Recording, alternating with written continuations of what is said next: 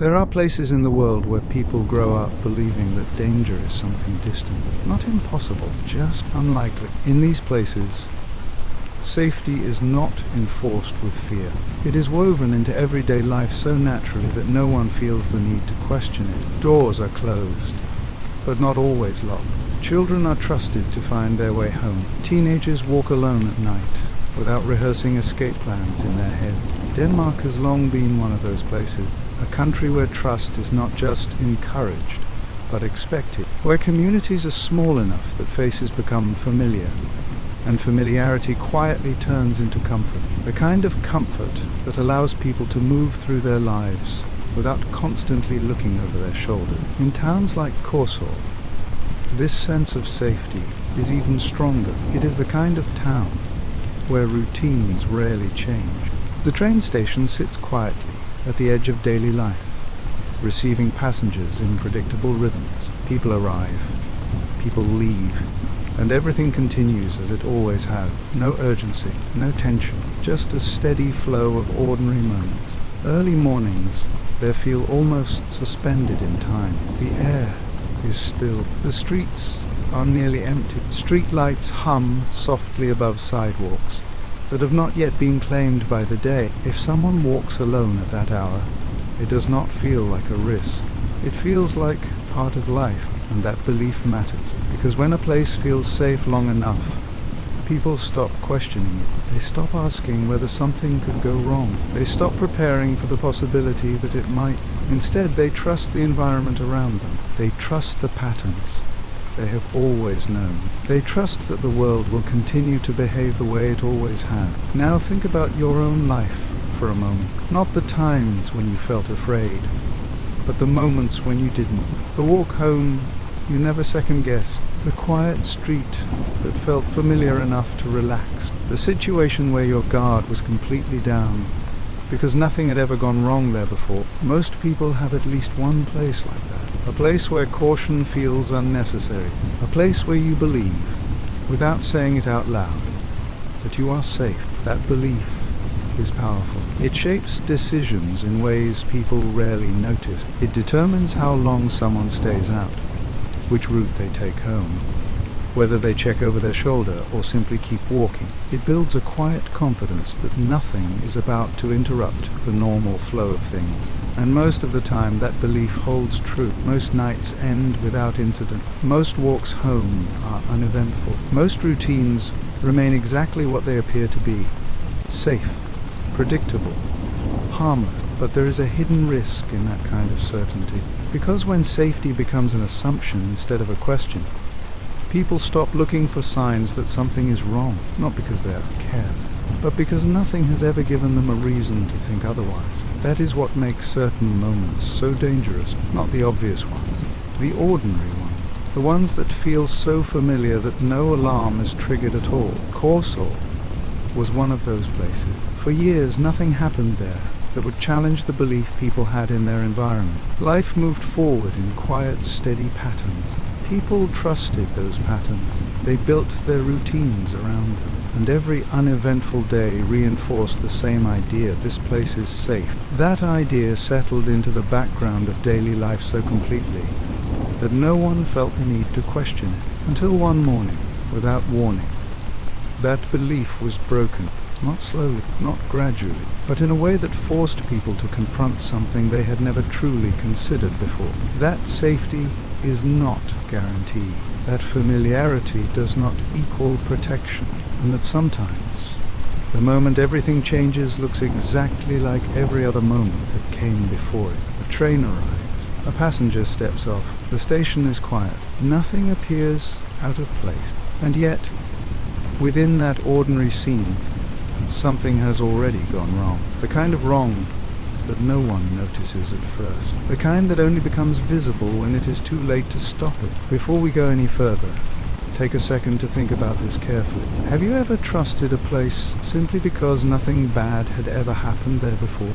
Not because you checked, not because you confirmed it was safe, but because it always had been. Hold on to that thought as we move forward, because the story you are about to hear does not begin with fear. It begins with trust, and it is that trust, quiet, familiar, unquestioned, that makes everything that follows far more difficult to understand. If you're already starting to feel that shift, that moment where something doesn't sit quite right anymore, go ahead and take a second to process it, because we are about to dig into it. Hello, my friends. Welcome back to Bedtime Black Files, where life's most powerful lessons are revealed through unforgettable true crime events from around the world. If you're stepping into our community for the first time, I'm truly glad you're here. Thank you for joining us. Before we get into it, tell us where you're watching from in the comments. Consider hitting the subscribe button. Don't forget to like and share this video with someone who needs it. Your support helps our family grow, connect, and keep these powerful stories alive. Now let's go back to a night that began like any other. A night where nothing seemed unusual. A night where no one had any reason to believe that anything was about to change. A night that would later be remembered as the moment Denmark stopped feeling safe. Before her name was spoken in news reports, before it appeared on posters, before strangers across an entire country began searching for her face, Emilie Meng was simply a girl living an ordinary life. And that is where this part of the story must begin, not with what was taken from her, but with what existed before anything went wrong. She was 17 years old, an age defined by small freedoms and growing independence. The kind of stage in life where routines begin to shift, staying out a little later feels normal, where friendships take up more space, and home becomes just one part of a much larger world. She lived in Corso, a town that offered both familiarity and quiet predictability. It was the kind of place where people recognized each other, where daily life followed a steady rhythm, and where young people like Emilie moved through their routines without constant concern. Her life was not built around extremes. There were no dramatic headlines waiting to be written, no warning signs that pointed toward anything unusual. Everything about her life fit into what most people would describe as normal, and that matters, because when something happens to someone like her, it disrupts more than just a single life. It challenges the assumption that ordinary lives remain protected from extraordinary harm. Those who knew Emilie described her in ways that were consistent and simple. She was kind, not in a way that demanded attention, but in a way that showed itself in small, consistent actions. The kind of kindness that made people comfortable around her, the kind that didn't need to be explained. She had a social circle, friends she spent time with, laughed with, and shared everyday experiences with. Nothing about those relationships suggested instability or conflict. They were the kinds of friendships built over time, shaped by shared routines and mutual trust. She also sang in church. That detail, small as it may seem, says something important about her life. It places her within a community that extended beyond school and friendships. It reflects structure, participation, and a connection to something larger than herself. Her days followed patterns that were easy to understand: school, social time, family, occasional outings. There was no urgency in her life, no sense that time was running out. Like most people her age, she was moving forward without constantly looking back or worrying about what might interrupt her path. If you were to look at her life from the outside, you would see something familiar. A young person growing up in a safe environment, surrounded by people she knew, moving through a stage of life that most people experience in similar ways. And that familiarity is important because it creates a connection. Think about it for a moment. At 17, most people are not thinking about danger in a constant, active way. They are thinking about plans, friendships, small decisions that feel significant in the moment, but harmless in the bigger picture. Have you ever been in that stage of life, where staying out a little longer didn't feel risky, where taking the train alone was just part of the routine, where the idea of something going seriously wrong didn't even cross your mind? That is the mindset we are dealing with here. Not carelessness, not recklessness, Just normal behavior shaped by an environment that had always felt safe. Emilie's life reflected that mindset. She trusted her surroundings because there had never been a reason not to. Her family trusted those same surroundings. Her friends did too. And in a place like Corsa, that shared trust became part of the culture itself. It influenced decisions without anyone needing to consciously think about it.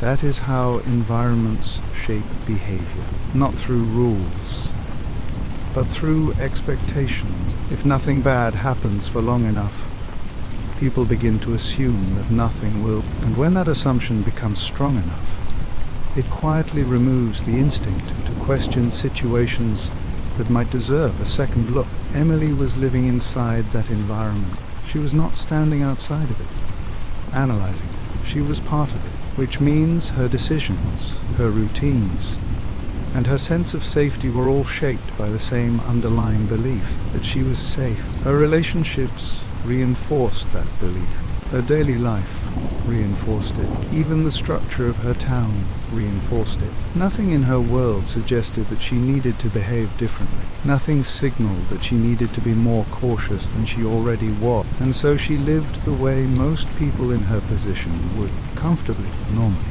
without the constant presence of fear. That is what makes this part of the story so important, because understanding who she was before that night allows us to understand why everything that followed felt so shocking. It was not just the event itself, it was the contrast, the difference between what people expected to happen and what actually did. Her life did not contain the kind of tension that prepares people for sudden disruption. It moved forward in a steady, predictable way, which is exactly why no one around her was prepared for that pattern to break. Not her friends, not her family, not the community, and not Emilie herself.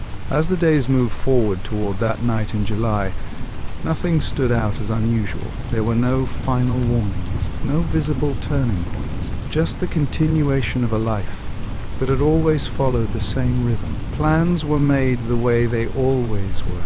Time was spent the way it always had been, and the assumption that everything would continue normally remained intact. That is the quiet reality behind many cases like this. They do not begin with obvious danger. They begin with normal life, a normal day, a normal decision, a normal expectation that things will unfold the way they always have. And that expectation is what makes the moment of disruption so difficult to process, because when something breaks that pattern, it forces people to confront a possibility they had never seriously considered before. That normal does not guarantee safety. That routine does not prevent harm, and that even in places where nothing has gone wrong for years, something still can. Emilie's story at this stage is not defined by what happened to her. It is defined by everything that has not happened, everything that had always gone right, everything that had reinforced the belief that her life would continue in the same direction. That belief shaped her choices, it shaped her environment, and it shaped the expectations of everyone around her. So when the night finally arrived, the one that would later be remembered for entirely different reasons, it did not feel different, it did not feel dangerous, it did not carry any visible sign that something was about to change. It felt like any other night, and that is where the story begins to shift. Not with fear, but with familiarity. The kind of familiarity that makes people lower their guard without realizing it. The kind that allows ordinary moments to pass without question. The kind that makes it possible for something serious to happen without being noticed right away. As we move into what happened that night, hold on to this understanding. Emilie was not stepping into something that felt risky. She was continuing a life that had always felt safe. And that difference between perceived safety and actual risk is where everything changes. The night began the same way so many nights do at that age.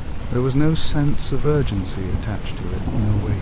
No signal that it would be remembered for anything beyond the small details people usually forget. For Emilie Meng, it was simply time spent with friends. Laughter came easily. Conversations moved without effort. The kind of interaction that doesn't feel significant at the moment because it happens so often. Nothing about it stood apart from any other night spent in similar company. That is what makes moments like this difficult to revisit, because nothing feels important enough to hold on to. No single sentence, no specific gesture, no clear point where anyone could say, "This is where everything changes." The evening carried on the way it was expected to. Time passed.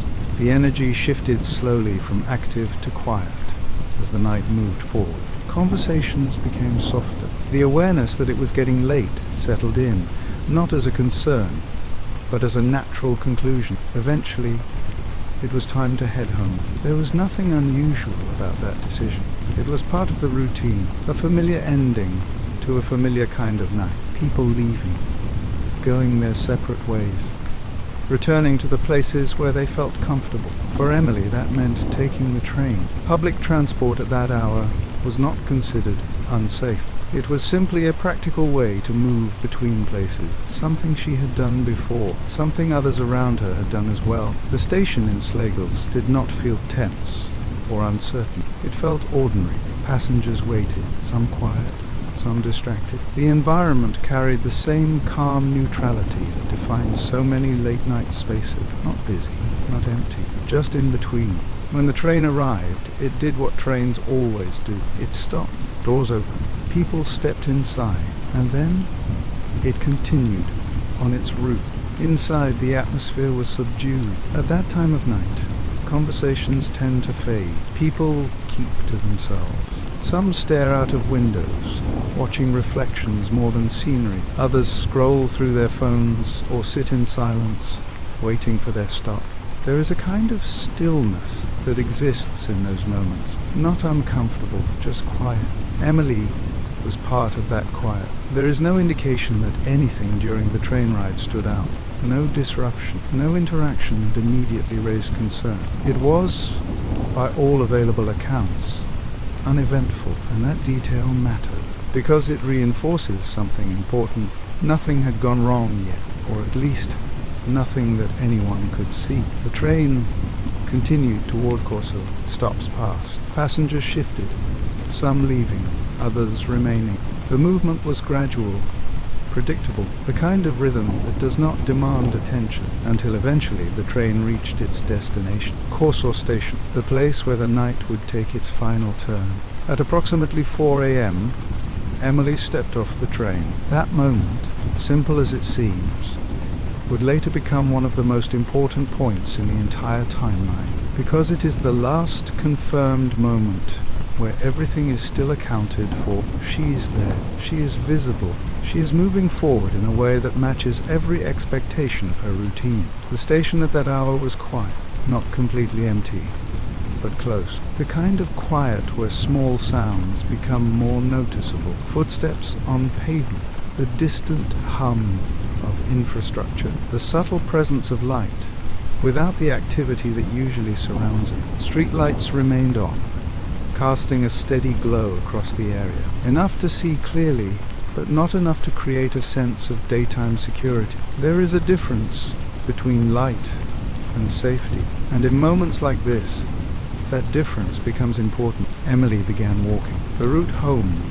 was not unfamiliar. It was a path shaped by repetition, a direction she had taken before, without incident. Nothing about the environment forced hesitation. No immediate threat presented itself. No clear reason to stop or change course. This is where the story becomes difficult, because from this point forward, the timeline begins to lose clarity.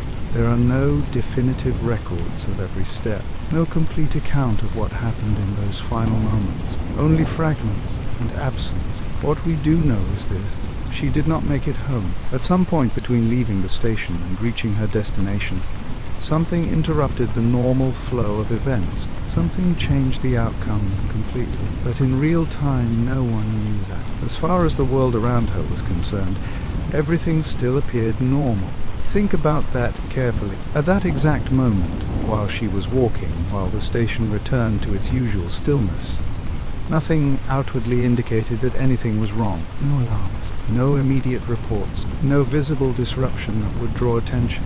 This is one of the most difficult aspects of cases like this, the absence of awareness. Because while something critical is happening, the rest of the world continues, as if it isn't, people sleep.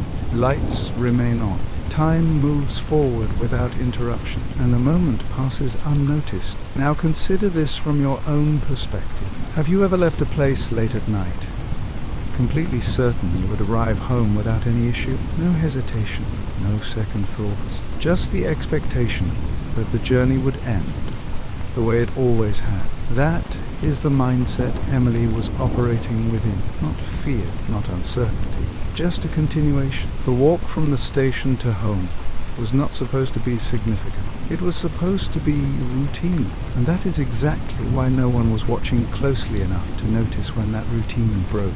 Minutes passed, then more. Time moved forward in the quiet way it always does during early morning hours, but somewhere within that stretch of time, something had already gone wrong, and no one knew it yet. There is a point in every timeline where events shift from normal to irreversible. In this case, that point exists, but it is not clearly visible. It is hidden inside a gap, a space where information is missing, and that gap would later become one of the most difficult aspects of the investigation, because without a clear sequence of events, understanding what happened becomes significantly harder. The last confirmed sighting remains at the station. After that, certainty disappears. What follows is not a continuous narrative. It is a series of unanswered questions. Why didn't she arrive home? What happened between the station and her destination? Was there a moment where something could have been noticed sooner? Or was everything concealed within the kind of normalcy that prevents immediate suspicion? Those questions would not be answered that night. They would not be answered the next morning. In fact, they would remain unanswered for a long time. But in this moment, right here, at the end of her known timeline, none of that has surfaced yet. There is only the quiet continuation of time, the assumption that everything is fine, and the absence of any immediate reason to think otherwise. The station returns to stillness. The train moves on. The town remains quiet, and somewhere within that silence, the last trace of certainty disappears. There is a specific kind of moment that exists in situations like this. It does not begin with panic. It begins with assumption, the belief that everything is still following the same pattern it always has. For Emilie Meng, the expectation was simple. She would come home. That expectation was not built on hope. It was built on routine. She had gone out before. She had returned before. There was no established reason to believe this time would be any different. The timeline made sense. The journey was familiar. Nothing about the night suggested that it would end in uncertainty. So when the time came for her to arrive, no one immediately questioned it. Time passed the way it always does in the early morning hours. Slow, quiet, almost unnoticed. At first, any delay could be explained. Maybe the train was slightly off schedule. Maybe she stopped briefly along the way. Maybe she was walking more slowly than usual. All reasonable thoughts, all consistent with a world where nothing serious has gone wrong. This is how the mind protects itself in the early stages of uncertainty. It fills in gaps with harmless explanations, not because people are ignoring reality, but because reality has always been predictable up to that point. But there is a limit to how long those explanations hold. At some point, the absence becomes too noticeable. The expected moment passes, then another, and gradually the simple assumption that everything is fine begins to weaken, not instantly, but steadily. This is where confusion starts to take shape. Not fear yet, just questions. Why isn't she here yet? Is something causing a delay? Did plans change without notice? These questions do not immediately lead to worst-case thinking. They stay within the boundaries of normal life, because crossing beyond those boundaries requires something more. A clear reason to believe that something is truly wrong, and at this stage that reason does not exist yet. There is only time passing, and the growing awareness that something is slightly off. This is the moment where people begin to check small details, looking at the time again, replaying what they know about the night, trying to align expectations with reality. The process is quiet, internal, measured. No one is reacting dramatically, not yet, because nothing has confirmed that a dramatic reaction is necessary. But the longer the absence continues, the harder it becomes to maintain those initial explanations. Eventually the situation reaches a point where it can no longer be dismissed as a simple delay, and that is when the shift begins. It does not happen all at once. It moves in stages. Confusion turns into concern. Concern begins to edge towards something deeper, a feeling that is harder to define, but impossible to ignore. Something is not right. This is where behavior changes. People begin to take action, not out of panic, but out of a need for clarity.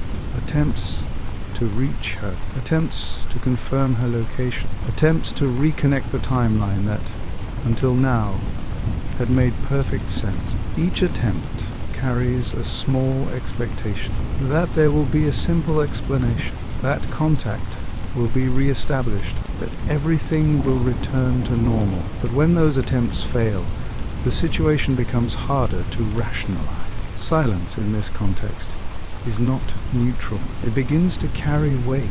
Every unanswered call, every lack of response, each one adds to the growing realization that this is no longer a routine delay. Now think about this carefully. Have you ever expected someone to arrive at a certain time, and they didn't? At first you wait, then you check the time again. Then you begin to wonder if something changed. But there is always a moment, subtle but unmistakable, where your thinking shifts, where the situation stops feeling ordinary, where the possibility that something is wrong enters your mind for the first time. That moment is difficult to define, but once it happens, it changes everything. Because from that point forward, every unanswered question carries more weight than the last. That is the stage Emilie's family entered.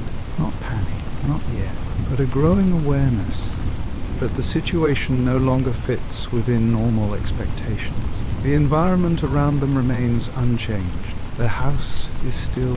The world outside continues moving at its own pace, but internally something has shifted. The certainty that everything is fine is no longer intact, and once that certainty breaks, it cannot be restored without answers. Minutes continue to pass. Then more. Time, which once felt neutral, now feels significant. Every passing moment reinforces the same question: where is she? At this stage, there is still hope for a simple explanation. People hold on to that as long as possible, because the alternative is far more difficult to accept. The idea that something serious may have happened does not arrive easily. It pushes its way in slowly, meeting resistance at every step. But as time continues to move forward without resolution, that resistance becomes harder to maintain. This is where concern deepens, where the situation begins to demand more than quiet observation, more than waiting, more than assumptions. It demands action. The first steps toward that action are not dramatic. They are careful, measured, an attempt to regain control over a situation that is starting to feel uncertain. But even in those early actions, there is an underlying tension, a growing awareness that this may not resolve easily, that this may not follow the pattern it always had. And that possibility is what begins to change everything. Because once the idea that something is wrong takes hold, it reshapes how every detail is interpreted. The timeline is no longer just a sequence of events. It becomes a problem to solve. Every gap becomes important. Every missing piece becomes significant. And every unanswered question becomes harder to ignore. This is the point where the situation moves beyond private concern, where the need for answers begins to extend outward, where the realization sets in that this may require more than personal effort to resolve. But before that escalation fully takes shape, there is a final stage, a moment where everything hangs in uncertainty, where nothing has been confirmed, but nothing feels normal anymore. That moment is difficult to sit with because it offers no clear direction, only the growing weight of not knowing. And it is within that space that the situation begins to transform from a delay to a concern, to something that can no longer be ignored. The night that began with routine has now reached a point where routine no longer applies. And from here, the response will begin to expand beyond the home, beyond immediate circles, into something much larger. But at this exact moment, The shift is still internal, still forming, still moving from confusion towards something more urgent. And once that shift is complete, there is no going back to the assumption that everything is fine. By the time the family realized that reasonable explanations were no longer enough, the quiet at home had begun to feel unusually large. Phones were scrolled through again and again. Messages that expected an answer never arrived. The slow accumulation of unanswered calls turned abstraction into a decision. Someone needed to look. Neighbors were told. A friend group text thread shifted from casual check-ins to urgent coordination. The first people to step outside were those closest. Friends who had spent the evening together. The family members who had not slept. They combed the most obvious routes. The walk from Korsor station, the short streets she took home, the small parks along the way. Calls were made to local transport hubs in Korsor and Slagelse to check for sightings. It was methodical, practical. People doing the things they would do if a friend had simply gotten delayed. When those local checks returned no confirmation, the search widened. More neighbors came out, and word spread quickly by phone and social media channels. Posters were printed. People who had been strangers an hour earlier now walked the streets together, searching under the same streetlights that had once felt ordinary. There was a sense of urgency that was not yet panic, but was too insistent to ignore. More eyes, more routes, more records to check. At this stage, the authorities were contacted. Officers arrived and took statements. Volunteers filled in the blanks the family could not. Time was catalogued into attempts to confirm the timeline. Last known sighting at the station. Expected arrival time. Any possible deviations. Each small piece of information made the missing span feel larger. As the search expanded into the next hours, quiet worry hardened into organized effort. When an entire town begins to look for one person, ordinary routines tilt toward action. Kitchens were left unwashed, beds were left unmade. The normal pulse of the morning was replaced by search patterns. Pause and think for a moment. Have you ever been part of a group looking for someone you care about? How does the world feel different when your focus narrows to a single absent person? If this strikes a chord, leave a comment below and share a short memory. Simple replies help others feel seen. The first full day of searching closed with nothing certain. The community kept going, driven by a conviction that someone had to be found, and that conviction would not let them rest. Weeks passed, days stretched into months, and the hope that Emilie Meng would simply reappear had begun to fade. The town of Korsor held its breath with every small update, every rumor, every sighting that ultimately proved nothing. Families checked the same streets repeatedly. Friends retraced the walk from Korsor station over and over, holding on to the faint belief that she could be found. Still, nothing returned certainty. Then came Christmas Eve. It was a day meant for warmth, for gatherings, for traditions that tied families together. Instead, it became the day the town confronted a reality it had feared yet tried to deny. In a remote area just outside Korsor, her body was found. Emilie Meng was no longer missing. The space where hope had lived was replaced with shock, disbelief, and grief. The news traveled quickly. The family, who had spent months oscillating between vigilance and exhaustion, were thrown into an entirely new state, the confrontation with certainty. Each detail of her discovery only deepened the weight of the moment. The date, December 24th, made the loss sting even more, turning what was supposed to be a day of celebration into one defined by tragedy. Neighbors, friends, and the wider community responded with immediate disbelief. People who had been part of the search for months gathered again, but this time not to look for a living person. They came to witness, to try to comprehend, to face the knowledge of what had already happened. Silent streets felt heavier, the same streetlights along her walk now seeming impossibly still. Conversations fell short, as words were inadequate to reconcile the presence of her absence. Questions began to surface instantly. How did this happen? Could anyone have noticed something sooner? Was there a clue? that had been missed in all the months of searching. Even in a town where trust had been fundamental, the shock prompted the first stirrings of fear. People began to question the familiar, the routines they had relied on, and the assumption that safety was ever guaranteed. And yet, even amid the grief, one truth stood clear. The disappearance had ended. But the story had not. Her death left a void that demanded answers, demanded understanding, demanded investigation. The psychological weight of knowing that a young life had been taken in the quiet world of Korsor hung over the community like a shadow that could not be dispelled. At this moment, a single reflection forms in the minds of everyone following the case. If ordinary moments can hide extraordinary danger, how can trust ever return to a place that once seemed safe? This question, unanswered and pressing, will follow the story into the investigation phase that begins next. Before we move forward into the investigation, pause for a moment. Consider the way ordinary life can shift in an instant. If this resonates with you, take a moment to like, share, and comment on what this story brings up.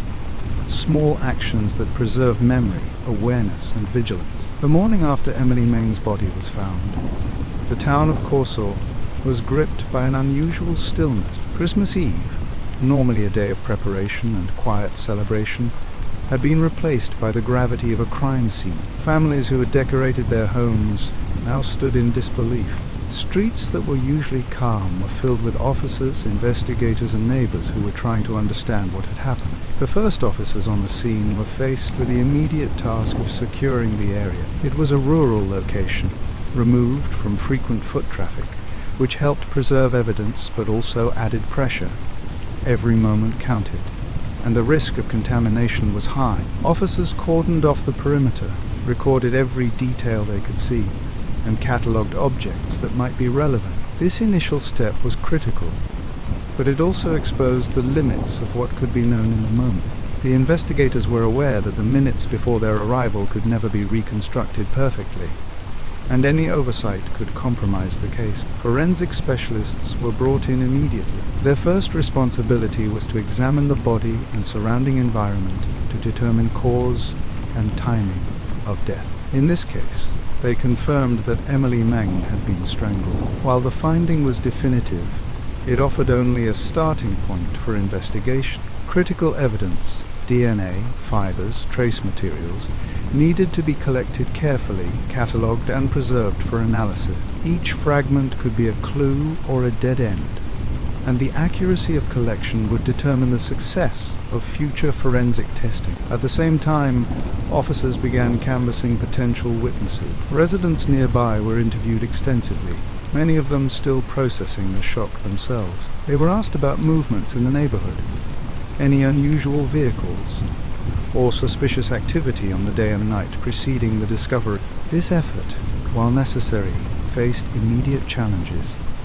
Human memory is fallible, and the passing months had already begun to erode precise recollection. Witness accounts were fragmented, sometimes contradictory, and occasionally misleading, creating a delicate balance between gathering information and avoiding the creation of false leads. Among the early observations was a sighting of a white Hyundai 130 near Korsor Station, around the time Emilie Meng was last seen alive. The vehicle became a focal point for investigators. Its presence raised more questions than answers. Was it connected to her disappearance? Was it simply passing through? The identification of the car's owner would take months, and this initial lead, while promising, highlighted the limitations of early investigative techniques. Officers also realized they would need more than local resources. They began coordinating with forensic labs capable of processing DNA evidence, sending collected material for analysis that would stretch over years. The technology available at the time could detect some DNA markers, but degraded samples or mixed profiles were difficult to interpret. Investigators faced the challenge of trying to match partial evidence to a potentially large pool of people without clear direction. It was an enormous task, requiring patience, precision, and constant verification. At this stage, the family and community were watching closely. Their grief was intertwined with a growing anxiety. Would the authorities find the person responsible? Could justice be achieved? Every decision by investigators carried weight, both scientifically and emotionally. Missteps were not just procedural. They could prolong the anguish of everyone involved, even with substantial resources mobilized. Officers, volunteers, and forensic specialists.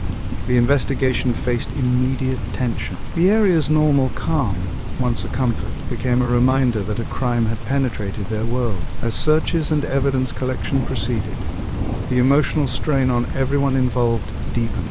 Every observation, every lead, was scrutinized.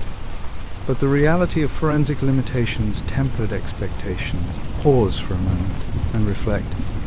Have you ever waited for someone else to solve a problem when it affects your life deeply? In cases like this, the uncertainty grows heavier with every hour. If this resonates, take a moment to engage, like, comment, and share your thoughts. It helps anchor reflection on the human experience of waiting, hoping, and searching. In the days following the discovery of Emilie Meng's body, the investigation expanded from the immediate crime scene into a complex web of inquiries that would occupy law enforcement for months. The local police quickly realized that solving the case required both extensive forensic analysis and the systematic collection of every possible witness account. The dual challenge of physical evidence and human memory became apparent almost immediately. DNA samples were identified as a central element of the investigation. Officers and forensic specialists carefully collected biological material from the crime scene, clothing, nearby foliage, and even the ground surrounding the location were catalogued for potential traces of a perpetrator. Each sample required painstaking documentation and handling. Contamination could ruin months of work, and degraded samples could prevent analysis entirely. At the time, forensic technology in Denmark allowed investigators to examine certain markers, but mixed profiles, evidence from multiple people, presented significant obstacles. In addition to physical samples, over 1,400 individuals were asked to provide DNA for comparison. The scale of the request was enormous. Police had to identify people who might have been near the scene, had contact with Emilie, or could conceivably match the collected material. Coordinating this effort involved repeated communication, scheduling, and ensuring that samples were collected under strict protocols. Each person's cooperation mattered, but every step also introduced the potential for human error or procedural gaps. The investigation depended on precision, patience, and the understanding that even the smallest oversight could result in a missed connection. At the same time, officers focused on gathering witness statements. Residents in the surrounding area were questioned extensively, with particular attention paid to the night of her disappearance and the days immediately prior. Many recollections were partial, fragmented, or inconsistent, a natural consequence of time and stress. Some witnesses reported seeing unusual activity near Korsør station. Others mentioned vehicles or people that were fleeting, indistinct, or difficult to identify. Each account had to be carefully logged, cross-referenced, and weighed against the evidence already collected. False leads quickly became a recurring challenge. Sightings of unknown individuals, misidentified vehicles, and coincidental patterns all demanded attention. Even promising tips, such as a report of a white Hyundai 130 seen near the station around the time of the disappearance, could not immediately yield concrete results. Investigators were forced to consider every possibility while acknowledging that not every lead would produce answers. It was a delicate balance. Pursue too aggressively, and resources might be wasted. Pursue too cautiously, and critical time could be lost. Throughout this stage, the frustration among investigators grew. The sheer volume of material to process, combined with the limitations of the technology, created a sense of urgency tempered by constraint. Every sample had potential. Every statement carried significance. Yet the path to clarity was obscured by technical and human limitations. DNA processing took time. Partial samples did not immediately produce matches. Witness statements conflicted. The case began to demonstrate how even with substantial resources, certainty could remain elusive. The emotional weight of the investigation was felt by everyone involved. Emilie's family was present at briefings, observing the painstaking progress, experiencing the slow accumulation of information without answers. Friends and neighbors were similarly engaged, providing their own observations, sometimes discovering inconsistencies or contradictions that only deepened anxiety. Every day spent without resolution reinforced a quiet tension, the realization that finding the person responsible would not be straightforward. This stage also highlighted the community's growing unease. As days turned into weeks, public attention intensified. News reports speculated on details, and the mention of the vehicle and possible sightings created a shared focus for the town. Conversations in homes, schools, and workplaces reflected suspicion, concern, and the acknowledgement that a dangerous act had occurred in a place once considered completely safe. Ordinary routines were disrupted. Trust became tentative. During this period, a subtle narrative was emerging behind the official investigation. While authorities combed evidence and followed leads, the perpetrator remained outside the reach of detection. The gap between investigation and actual accountability created an invisible tension. Someone responsible for Emilie's death was moving freely among people who had no idea. This fact, though unspoken, hovered over the investigation. The sense of an unknown presence amplified the stakes without revealing the individual's identity. At this point, the complexity of the case became clear. Forensic limitations, inconclusive witness statements, and misleading tips made the investigation painstakingly slow. The frustration and tension, both for investigators and the affected community, were palpable. Yet even in the midst of uncertainty, the search for answers persisted, driven by the weight of responsibility and the imperative to restore a sense of safety. Pause for reflection. Have you ever been in a situation where progress depends on others, yet answers are slow to appear? Think about the tension, the uncertainty, the emotional toll of waiting while action continues around you. If this resonates, leave a comment or like the video. Your engagement contributes to the awareness and remembrance of those affected. Among the early leads, one detail demanded the most attention: the white Hyundai 130 seen near Corsor Station during the hours when Emilie Meng disappeared. Witnesses recalled the vehicle's presence with varying degrees of certainty. Some described a car moving slowly along the streets, while others noticed it parked briefly, its driver obscured in shadow. None of the accounts were perfectly consistent, yet every report converged on the same type of car. Investigators immediately focused on the Hyundai. Vehicle registrations were checked, owners contacted, and movements around the time of the disappearance scrutinized. Each lead required cross-referencing with witness statements, train schedules, and the patterns of known residents. This process revealed the painstaking nature of early-stage investigation. One incomplete recollection or one unverified sighting could direct significant effort down a path that led nowhere. Yet each attempt was necessary, because even a small breakthrough could provide a tangible connection to the crime. The attention given to the vehicle also highlighted patterns in the broader environment. Analysts mapped reported sightings against key locations: the train station, surrounding streets, local parks, and routes commonly used by residents. They began to recognize the geographic scope within which something unusual might have occurred. Investigators considered timing, visibility, and accessibility, every detail potentially revealing behavior that could narrow the field of suspects. Each mapped point reinforced the difficulty. Urban and rural spaces alike offered both opportunities for observation and concealment. Public awareness of the vehicle grew quickly. As word spread through local news reports and community conversation, residents began noticing similar cars in unrelated contexts, sometimes reporting them out of caution rather than certainty. The multiplication of sightings, while understandable, created both hope and complication. Every new tip had to be evaluated critically, but the presence of public attention added pressure, Investigators were working against both time and a community eager for reassurance. Alongside vehicle tracking, authorities continued to compile other patterns. Witness statements revealed fleeting observations of individuals who appeared unfamiliar in the area. Officers noted behavior considered unusual only in retrospect. Someone standing for extended periods in quiet streets.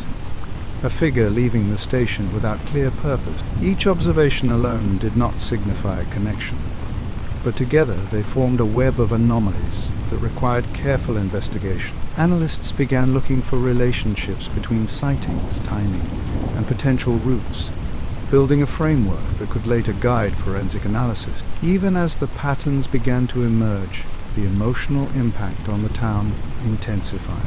Parents questioned how safe their neighborhoods really were. Young people reconsidered routines once taken for granted, walking in groups or arranging alternative ways home. Conversations shifted from casual chatter to cautious speculation. Streets once considered ordinary became points of observation, and small moments like the approach of a car engine or the rustle of leaves along a familiar path were interpreted through the lens of heightened concern. The contrast between investigation and public awareness created a unique tension. Authorities had to proceed methodically, constrained by evidence and procedure, while the community's anxiety accelerated naturally with each new report. Investigators understood that public attention could generate both assistance and distraction. Helpful witnesses might provide critical insight, while false alarms could drain resources and slow progress. The balance required careful management, and every decision carried weight. Underlying these efforts was the persistent reality that the perpetrator remained undetected. While investigators scrutinized patterns, followed leads, and mapped vehicles, the individual responsible for Emilie's disappearance continued moving within the larger world unnoticed. The tension was subtle but pervasive. The idea that someone who had committed a violent act could still exist in plain sight created unease that extended beyond procedural analysis. From a psychological perspective, the community's reaction reflected both fear and determination. People were aware that a violation had occurred within a familiar space. Trust, once assumed in quiet streets and predictable routines, had been disrupted. Residents began monitoring environments differently, adjusting their daily patterns, and questioning interactions that would previously have seemed ordinary. At this stage, frustration grew among investigators and citizens alike. Despite systematic efforts, nothing had yet yielded a definitive lead. The Hyundai remained a focal point, yet it did not resolve the case. Witnesses provided conflicting accounts, and the accumulated information highlighted the limitations of human observation. Yet the search continued, driven by responsibility, empathy, and the need to restore safety. Consider for a moment, have you ever noticed something unusual in your surroundings and questioned whether it matters, only to later discover it might have been significant? That tension, the uncertainty between awareness and action, is what the community experienced daily. If this resonates with you, take a moment to engage, comment, like, and reflect on the ways ordinary observation intersects with responsibility and vigilance. As the investigation into Emilie Meng's disappearance and death unfolded, one of the first challenges became painfully clear: the limitations of forensic technology at the time. The DNA samples collected from the scene, from clothing, and from surrounding surfaces were often degraded or mixed with environmental material. Specialists worked meticulously to extract profiles, but the results were incomplete, fragmentary, and insufficient for immediate identification. Investigators had to contend with the fact that the technology available could not always deliver clear matches. Certain markers were identifiable, but partial profiles could not definitively link to any individual without comparison to a larger database. At the time, the existing databases contained only a fraction of the population that might be relevant to the case, leaving investigators with a wide margin of uncertainty. Each sample was valuable, but the ability to convert it into actionable leads was constrained by technological and procedural limitations. The challenge was compounded by the nature of the evidence itself. Clothing fibers, traces of hair, and biological material could indicate contact, but could not specify intent or context. Environmental degradation, from rain, snow, or human activity, complicated matters further. Specialists worked in cold rooms, examining tiny fragments under microscopes, yet even perfect care could not overcome the intrinsic limitations of partially compromised evidence. Every step was precise, deliberate, and necessary, but it was slow, and results were often inconclusive. While forensic teams labored with microscopes and centrifuges, the investigators on the ground faced the daunting task of managing leads that had limited evidentiary value. Tips from the public were often vague. Someone remembered seeing a person nearby. A car moved in a certain way. A shadow passed under a streetlight. None of these accounts could be verified without corroboration, and every lead consumed resources, time, manpower, and attention that could not be easily replaced. As days turned into weeks, the absence of a definitive connection weighed heavily on the family. Emilie Meng's parents, still reeling from the shock of her death, found themselves trapped between grief and hope. Each forensic update, every investigative report, became both a relief and a source of anguish. Partial progress reminded them that efforts were being made, yet the lack of clear answers reinforced the sense of helplessness. The psychological toll on the family was relentless. Every day brought questions with no answers, and the uncertainty compounded the grief. The family's routines shifted as they participated in interviews, assisted in searches, and waited for each forensic result. Meals were delayed or skipped.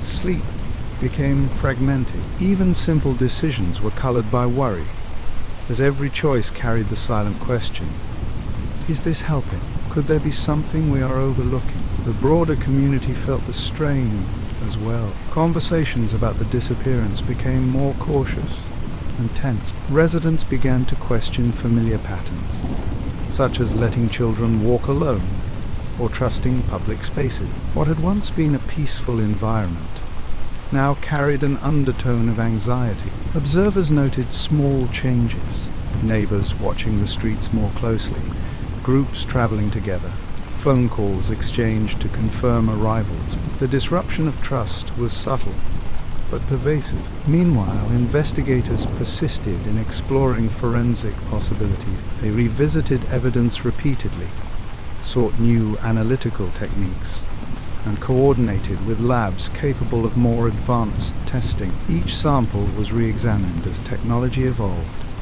yet for months there were no conclusive matches. The gap between evidence collection and actionable results highlighted the inherent tension of the case. The material for resolution existed, but the means to fully interpret it lagged behind. Amid these challenges, frustration began to emerge. Officers and specialists were constrained by limitations beyond their control. They could only work with what existed, knowing that even the smallest overlooked detail could influence the outcome. Coordination between field teams and lab technicians required constant communication, yet the flow of information often lagged behind the pace needed to follow emerging patterns. In the middle of these procedural and technological challenges, the emotional strain on everyone involved intensified. The family's grief and the community's growing concern intersected with the investigators' slow, methodical work.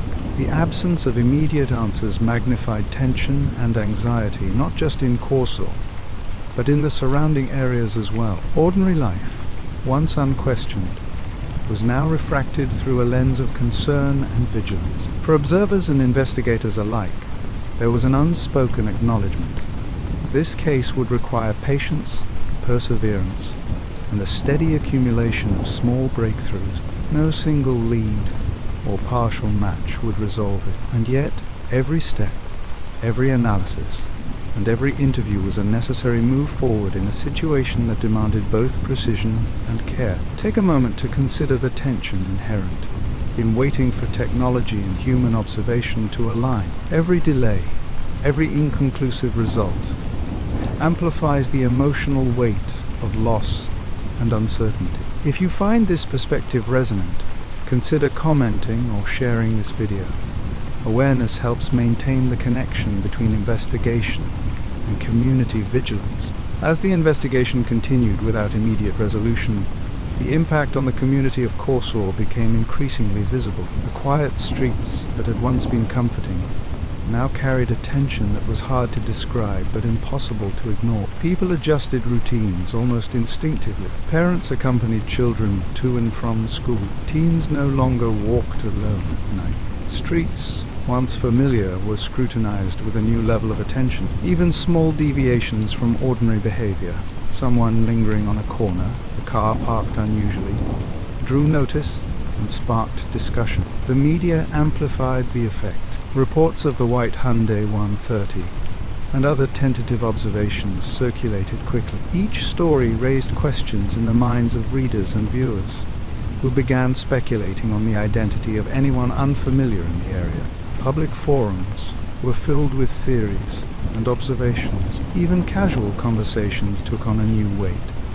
Neighbors compared notes, checking for details that might have been overlooked. The community was learning to watch, to question, to anticipate what could go wrong. Trust, once assumed, became cautious and conditional. This behavioral shift was subtle at first, but grew steadily. People changed walking routes, avoided isolated areas, and coordinated travel with companions. Community gatherings were smaller, less spontaneous. Daily routines, once effortless, now carried layers of implicit precaution. The town's overall rhythm had shifted from predictability to vigilance. The sense of safety that had defined everyday life now existed only alongside suspicion. At the same time, investigators maintained a dual focus. While publicly they followed leads, re-examined evidence, and cross-checked witness statements, a parallel narrative unfolded behind the scenes. Somewhere outside the scrutiny of police reports and news articles,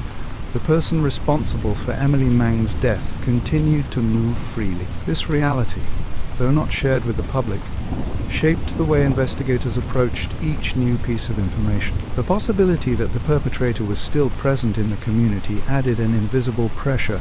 Every observation, every tip, could be crucial. Witnesses began to report fleeting impressions of people who seemed out of place. Some observations were precise, others vague. A figure moving along a quiet street, a stranger asking for directions late at night. Nothing conclusive. Yet each detail contributed to the investigators' understanding of potential patterns. While these accounts did not point directly to the individual responsible, they created a sense of unease that resonated with both the authorities and the residents. The community's perception of ordinary interactions shifted. Familiar faces were no longer assumed to be safe. Unfamiliar cars, brief glances, and casual presence were all interpreted with heightened awareness. This shift was not irrational, but a natural response to a violent act that had occurred within a space previously defined by trust. People began layering caution onto their lives, internalizing patterns that emphasized observation, timing, and the identification of anomalies. Despite these tensions, the investigation continued in a methodical manner.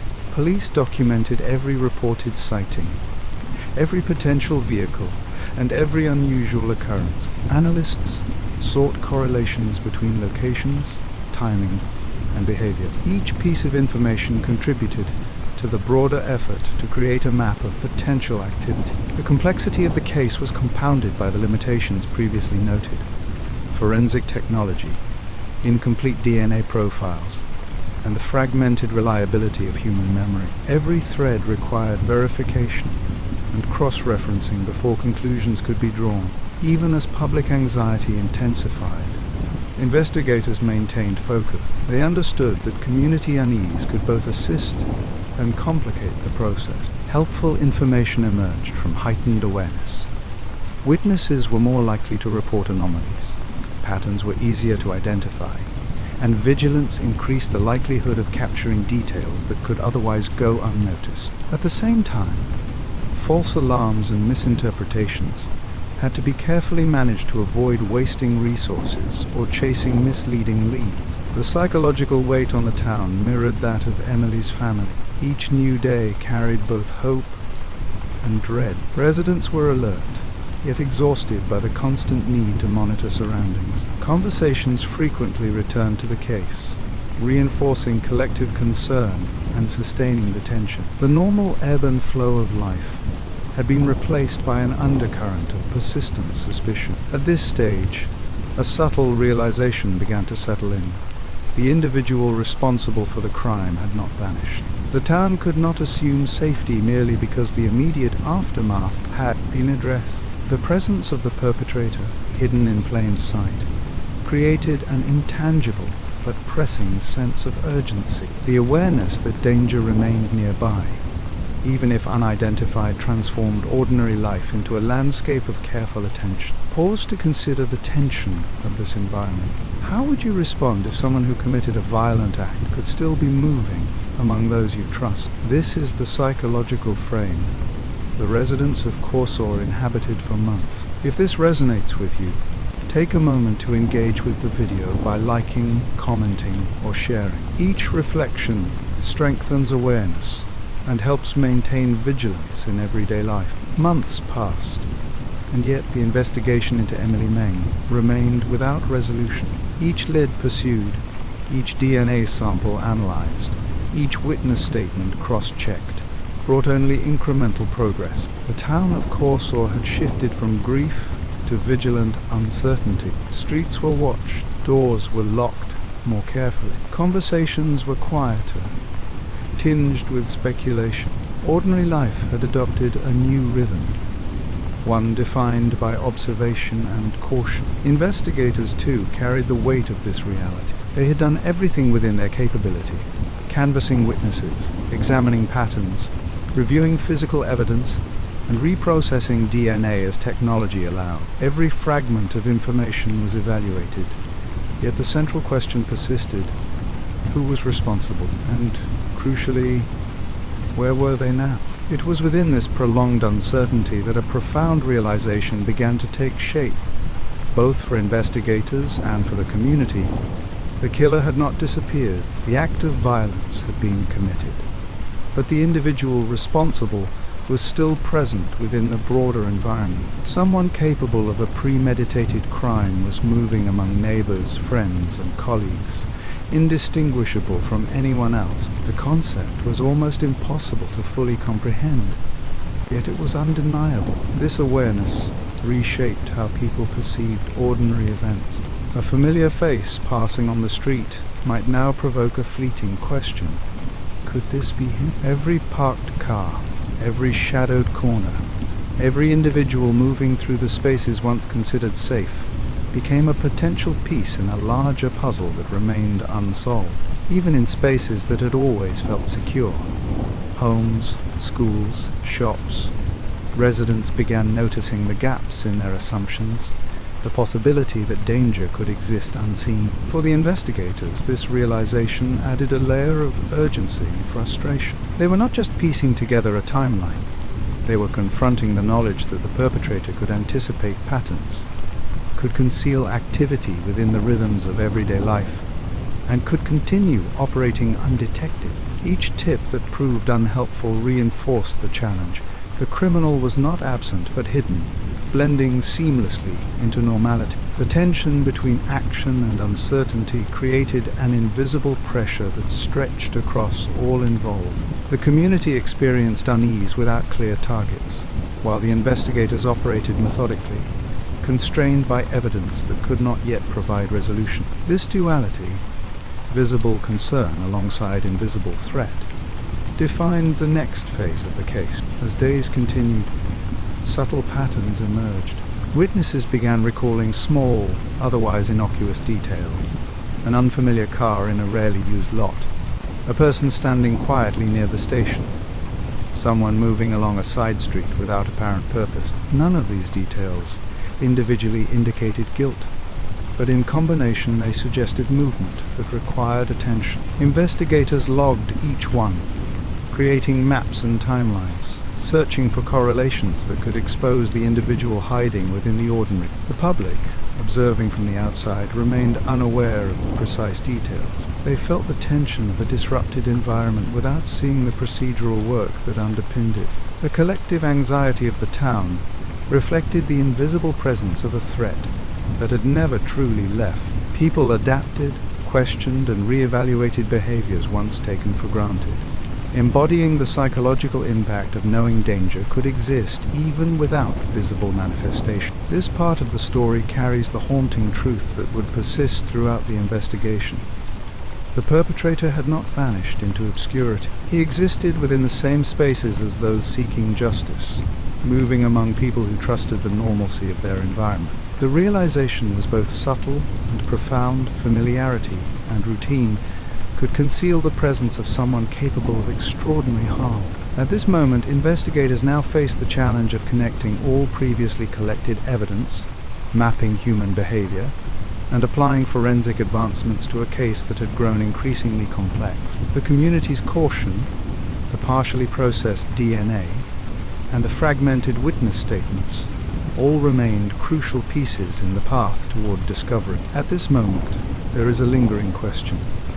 How does one detect a presence that blends seamlessly into ordinary life? The answer, as the investigation would eventually show, required patience, persistence, and the slow, methodical application of emerging techniques. The stage was set for the next chapter, where patterns, persistence, and unforeseen breakthroughs would begin to converge, moving the case forward toward revelation.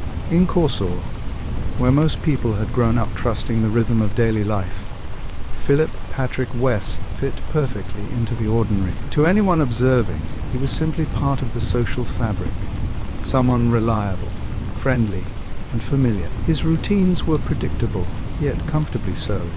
Work as a marketing manager, casual evenings with friends, small outings around town. His presence blended seamlessly into the lives of those who knew him. Philip's long-term friendship with Niklas was particularly notable. They had known each other for more than 15 years, sharing vacations, school memories, and personal milestones. Niklas and Philip's bond seemed unbreakable, defined by trust, shared humor, and an almost unspoken understanding that comes from years of knowing someone deeply. Within the wider circle, which included Amanda and Kiri, Philip was perceived as the connective thread, someone who could organize outings, mediate disagreements, and maintain the cohesion of the group. His social influence was subtle, yet profound. Within his peer group, Philip projected warmth. He laughed easily, listened attentively, and offered advice in ways that made people feel valued. His demeanor inspired confidence. Friends confided in him, not only with ordinary matters, but with deeper personal issues. He participated fully in their lives, joining celebrations, helping with practical needs, and even volunteering for community events. His reliability reinforced the perception that he was trustworthy, grounded, and predictable. For his family, Philip's normalcy was equally apparent. Relatives described a man who was dutiful, polite, and organized. He maintained consistent contact, kept his professional and personal life balanced, and rarely caused concern. Any small quirk was easily explained as personality rather than a warning sign. To outsiders, to friends, and even to those closest to him, he was the embodiment of ordinary, unremarkable stability. The contrast between his social presence and the hidden reality, though, was invisible at this stage. There was nothing in his outward behavior that hinted at the dark, methodical pattern developing beneath the surface. Philip was, in every observable sense, unremarkable. He attended gatherings, maintained regular routines, and participated in conversations as if he shared the same sense of safety and normalcy as everyone else. This normalcy was crucial to the way he was perceived. People trusted him because he acted like them. He navigated familiar spaces, followed societal norms, and engaged in the same casual behaviors as his friends. His integration into the group made the possibility of wrongdoing seem impossible. Trust was natural. Suspicion was absent. Consider for a moment your own circle of friends. Have you ever spent years with someone, sharing time, experiences, and secrets, without imagining that they might hide intentions far removed from the trust you placed in them? That is the psychological tension at the heart of this phase of the story. The contrast between appearance and hidden reality creates the foundation for the events that follow. Within Philip's routine, subtle patterns of planning began to emerge, unnoticed by those around him. He maintained digital habits, schedules, and notes that seemed ordinary on the surface, but these would later be recognized as part of a meticulous, premeditated approach that contrasted sharply with the person everyone knew. The duality of his existence, outward warmth, inward calculation, remained invisible, yet it was already shaping the trajectory of the unfolding events. At this stage, Philip had not yet escalated beyond the comfort of social trust. He was embedded, fully functional, and indistinguishable from the friends who laughed with him at the same tables and shared the same small experiences. The perception of safety was reinforced by familiarity. Every smile, every friendly gesture, every ordinary interaction solidified the impression that he was just one of them. For the audience, this moment is critical. The trust Philip commanded is the lens through which the later revelations become both shocking and psychologically compelling. Reflect on your own experiences of trust. Can someone live beside you for years, sharing meals, laughs, and conversations without revealing the full truth? How does that shape your perception of safety and awareness? Even as the investigators in Corsair continued to face frustration and inconclusive leads in Emilie Meng's case, Philip's life moved forward. He remained integrated, visible, and seemingly ordinary. Nothing in the community raised alarms. Yet in the coming years, the carefully constructed duality of his life would become the central focus of an investigation that extended beyond anything previously imagined. Take a minute and consider the quiet tension embedded in this normalcy. If you are reflecting on the layers of trust and hidden realities, engage with this story by liking, sharing, or commenting. Awareness of the subtle contrasts in human behavior is the first step toward understanding how such cases unfold. Beneath the ordinary routines of Philip Patrick Westh's social life, a parallel reality existed, one invisible to friends, family, and colleagues. On the surface, he was dependable, warm, and familiar. Behind closed doors, his life followed patterns that would later reveal a meticulous, methodical mindset that coexisted with the ordinary. The contrast between outward normalcy and hidden planning would form the psychological core of understanding his behavior. Within his private spaces, Philip maintained a digital footprint that seemed innocuous at first glance. Personal files, notes, and browser history suggested the habits of someone organized and methodical. Yet a closer examination, only conducted years later, would uncover materials that reflected premeditation and obsession. There were spreadsheets, lists, and carefully logged details that indicated planning far beyond casual curiosity. These files included names, routines, and schedules of individuals within his awareness, documenting patterns of movement, addresses, and other private details. To anyone else, these might have appeared as mundane records, but in hindsight they revealed calculated preparation. This duality, warmth in public, calculation in private, was essential to how he avoided detection. In every social interaction, he mirrored expected behaviors. He laughed at jokes, responded empathetically to friends, and demonstrated awareness of social cues. To observers, there was nothing to suspect.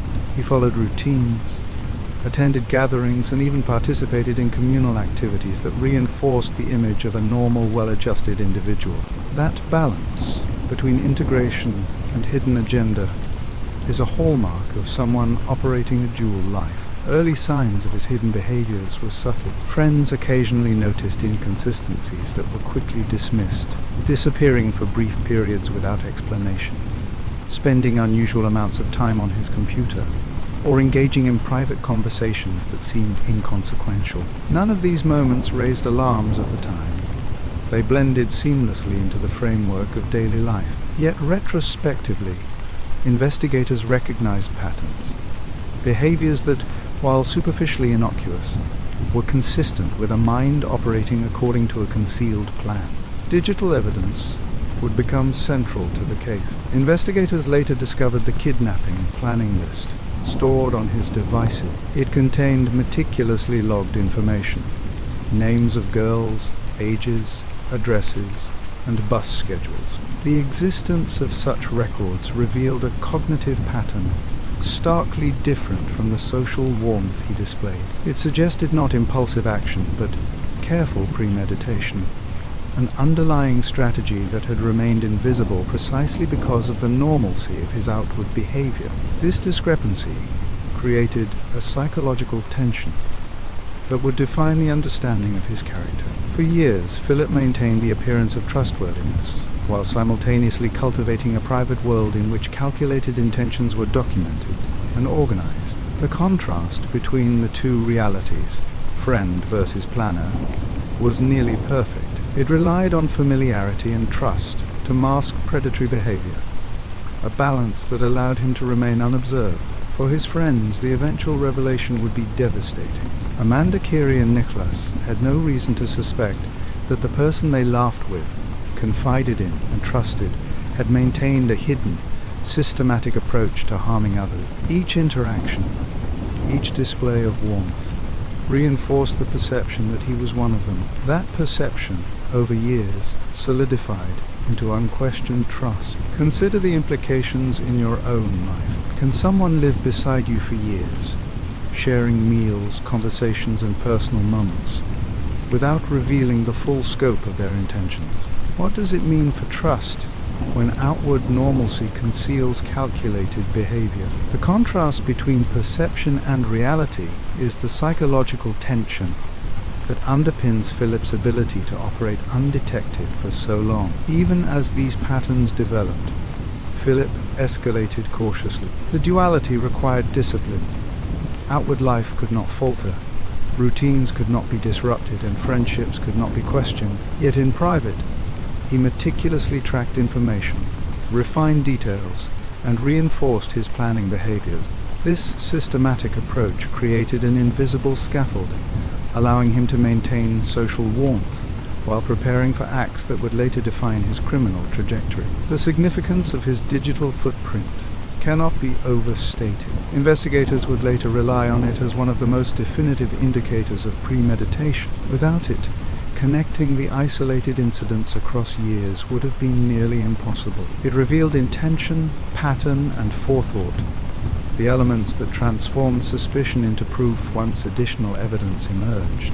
By the end of this period, Philip's outward social persona remained flawless. Friends saw him as trustworthy, approachable, and ordinary. Internally, his private world contained calculated behaviors, organized documentation, and preparation that no one could have anticipated. The duality was complete: public warmth, private darkness, a structure that allowed him to blend seamlessly, to remain unobserved, and to continue operating without interruption. As the story progresses into the next phase, this contrast between outward normalcy and concealed planning sets the stage for escalation.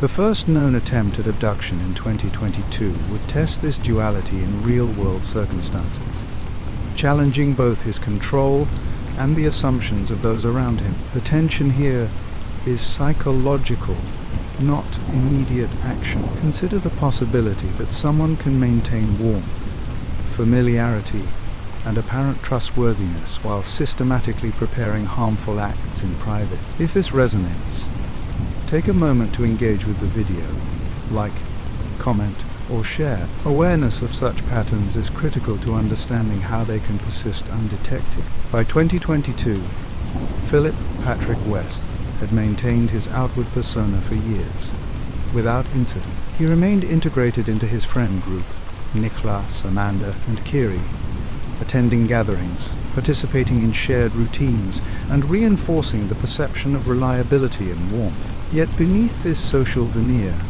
his behaviors had gradually evolved, guided by the meticulous patterns documented in his private digital records. The progression from planning to action was subtle, calculated and deliberate. The first known criminal act, beyond the unresolved 2016 case, occurred with a 15-year-old girl in November 2022. The attempt was not impulsive.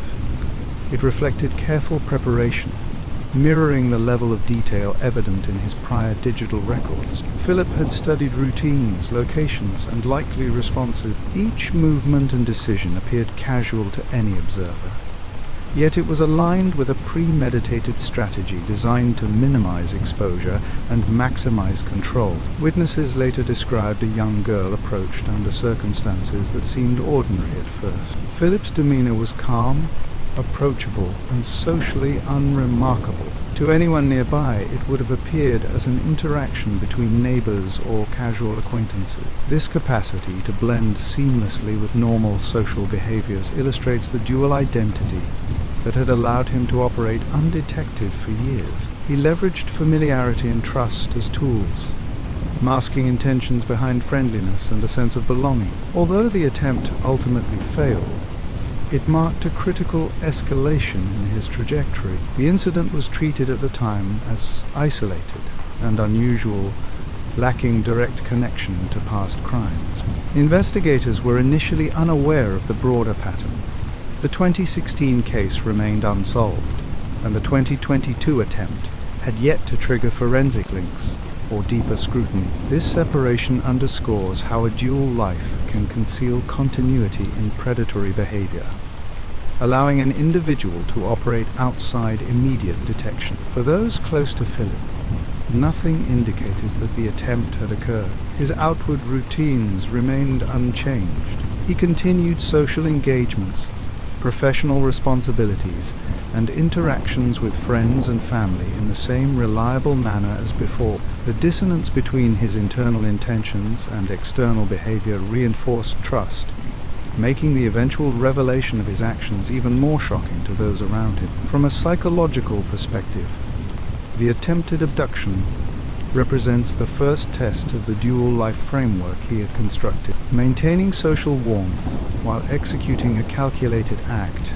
required discipline and precise control. Philip's ability to compartmentalize, separating outward appearances from private intentions, demonstrates how premeditated behavior can coexist with ordinary social functioning. This capacity is critical to understanding how long-term predatory behavior can persist undetected in a seemingly normal environment. For the investigators, the 2022 incident would only later gain significance when patterns of behavior were reviewed retrospectively. It became a connecting point, a piece of the puzzle illustrating escalation from the unresolved 2016 murder. When examined alongside digital footprints, planning records, and subsequent events, the attempted abduction highlighted the increasing boldness and operational confidence of the perpetrator. The impact on the community was initially minimal. Because the attempt did not result in abduction or long-term harm, the wider public remained unaware.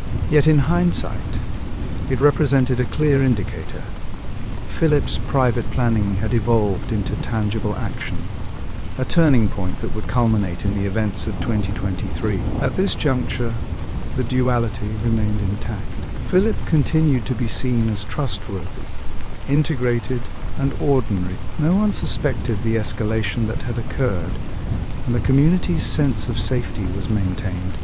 Even as the pattern of behavior intensified behind the scenes, the tension between perception and reality had grown sharper, setting the stage for the ultimate confrontation that would unfold the following year. Consider how easily ordinary routines and social trust can obscure dangerous intentions. Philip's ability to act within normalcy, while executing calculated behavior challenges assumptions about familiarity and safety. If this resonates, engage with the video, like, comment, or share, helping to reinforce awareness of hidden patterns in everyday environments. By April 16, 2023, Philip Patrick Westh's dual life had persisted for years, meticulously maintained. Outwardly, he remained part of his friend group, attending gatherings with Nicholas, Amanda, and Kiri, participating in work and social routines, and presenting the same dependable persona he had carefully cultivated for over a decade.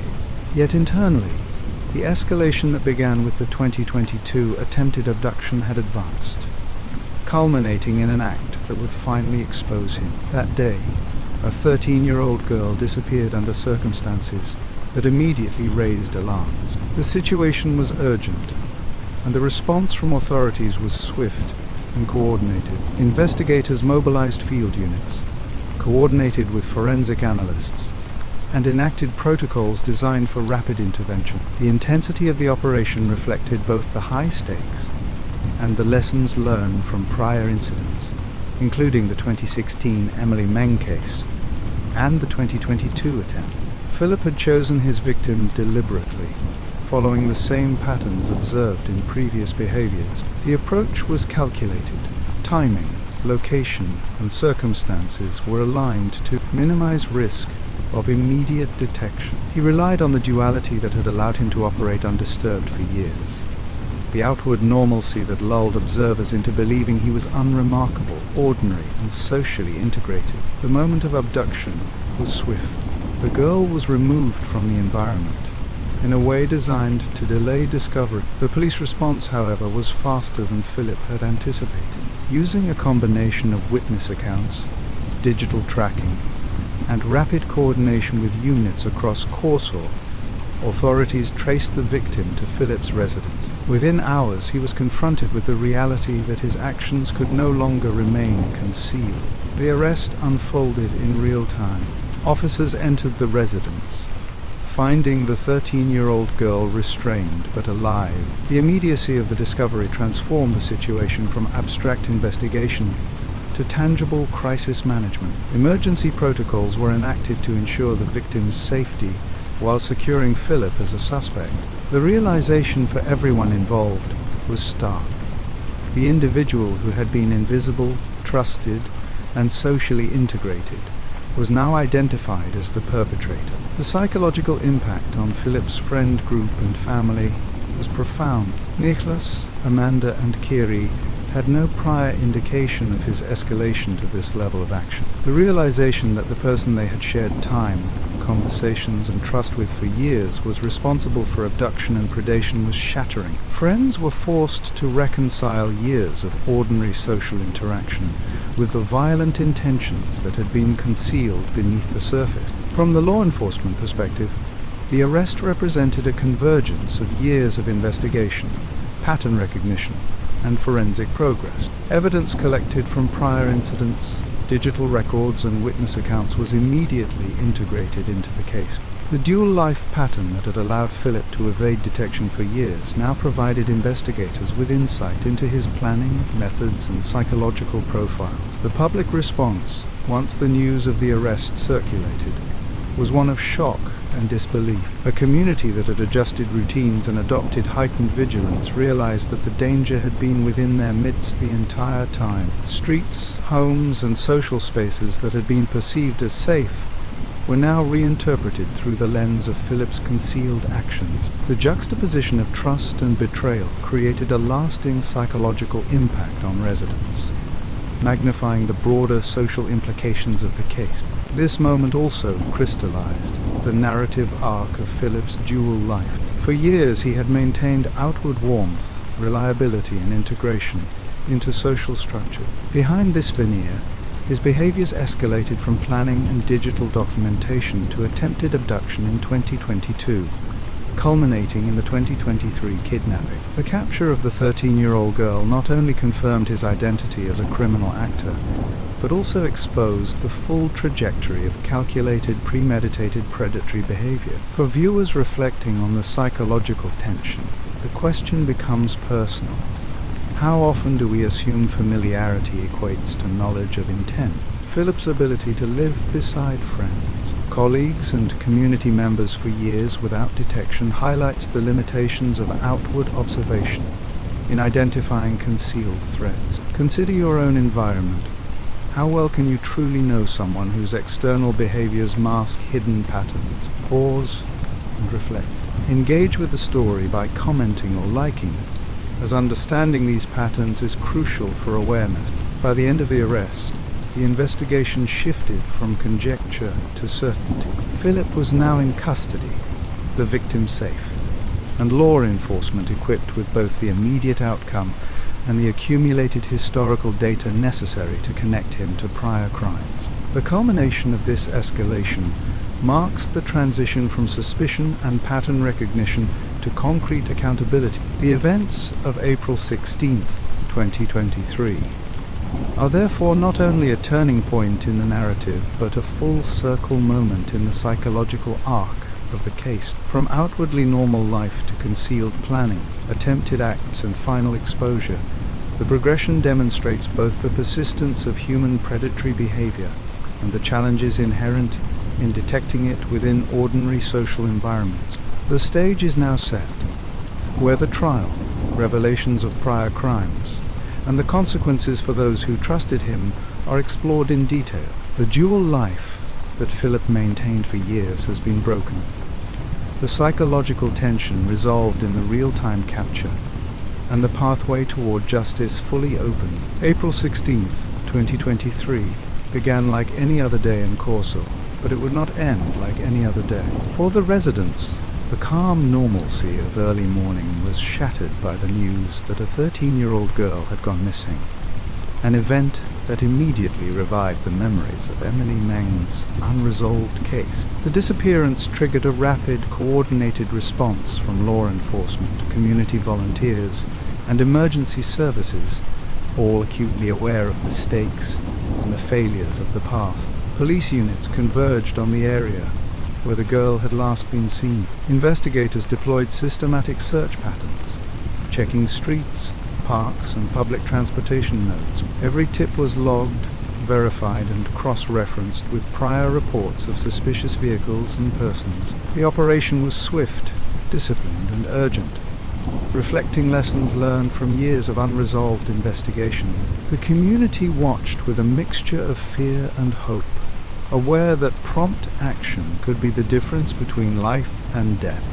Meanwhile, Philip Patrick Westh maintained his outwardly ordinary demeanor. To the outside world, he continued his routines, leaving his residence for work, interacting with neighbors, engaging in casual social interactions. Yet in private, he had executed the abduction with calculated precision, relying on years of experience navigating the gap between normalcy and concealment. This duality, honed over nearly a decade, was about to collapse under the force of coordinated law enforcement intervention. Within hours, investigators tracked the missing girl to Philip's residence.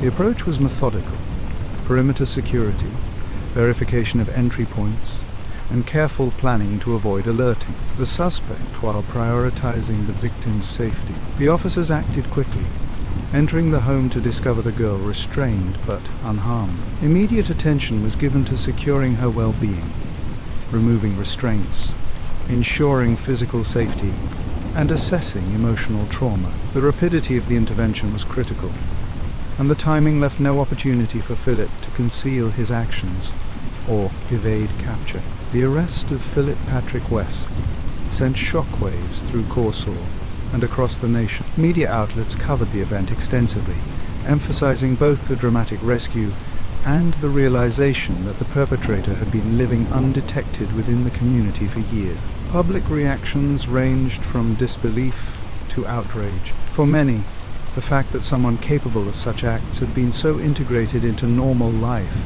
created a profound sense of betrayal. Streets once considered safe now carried the heavy knowledge that danger had existed in plain sight.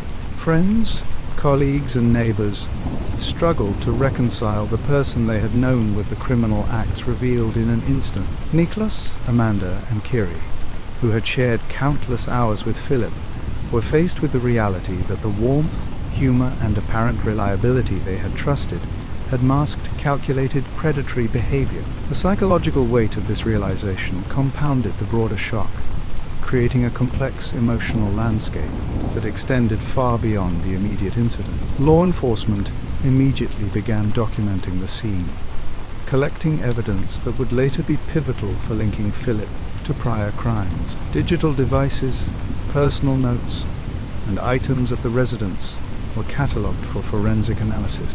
The procedural precision highlighted both the importance of timely intervention and the complexity of connecting new evidence to historical patterns. Investigators recognized that the success of the rescue offered an unprecedented opportunity to resolve years of uncertainty surrounding prior incidents. The public, observing the unfolding events, experienced a mixture of relief and apprehension. Relief that the girl was safe, apprehension that the individual responsible for Emilie Meng's death and subsequent predatory behaviors had been so thoroughly integrated into ordinary life. Communities that had already adapted routines to maintain vigilance now confronted the stark truth. Trust and familiarity are not absolute protections against concealed danger. Psychologically, the arrest marked the first moment where the duality of Philip's existence was fully exposed. Years of outward normalcy, combined with private predatory planning, had maintained the illusion of safety. With the intervention of law enforcement, that illusion ended. The convergence of rescue, arrest, and public revelation created an intense emotional and narrative pivot, setting the stage for the reopening of Emilie Meng's case and the forensic breakthroughs that would follow. The moment is both immediate and reflective. The rapid capture illustrates the culmination of years of pattern recognition, investigation, and persistent vigilance. Consider how someone could appear ordinary, familiar, and trustworthy, while simultaneously concealing dangerous behavior. How does that affect our assumptions about trust, observation, and awareness in daily life? Pause and reflect on these questions, and engage with the story through likes, comments, or shares to deepen collective understanding of human perception and hidden risk. Philip Patrick Westh was no longer invisible. The 13-year-old was safe. Investigators had physical custody of the perpetrator, and the groundwork was laid for a full forensic review, which would eventually connect him to all prior crimes. Denmark.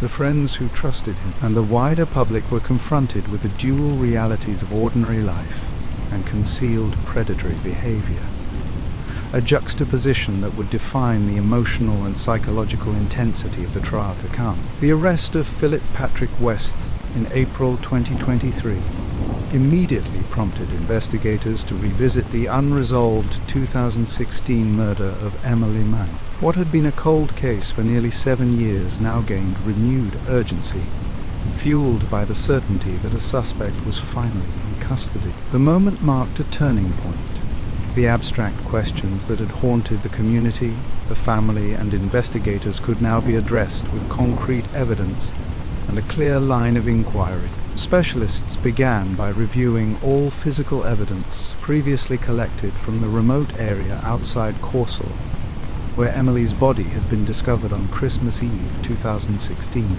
Clothing, soil samples, and biological material were re-examined under advanced forensic techniques unavailable at the time of the initial investigation. What had once been inconclusive or partially degraded became meaningful through updated DNA extraction methods. Every fragment, meticulously preserved for years, now held the potential to identify a match. Investigators cross-referenced Philip's DNA against the collected evidence.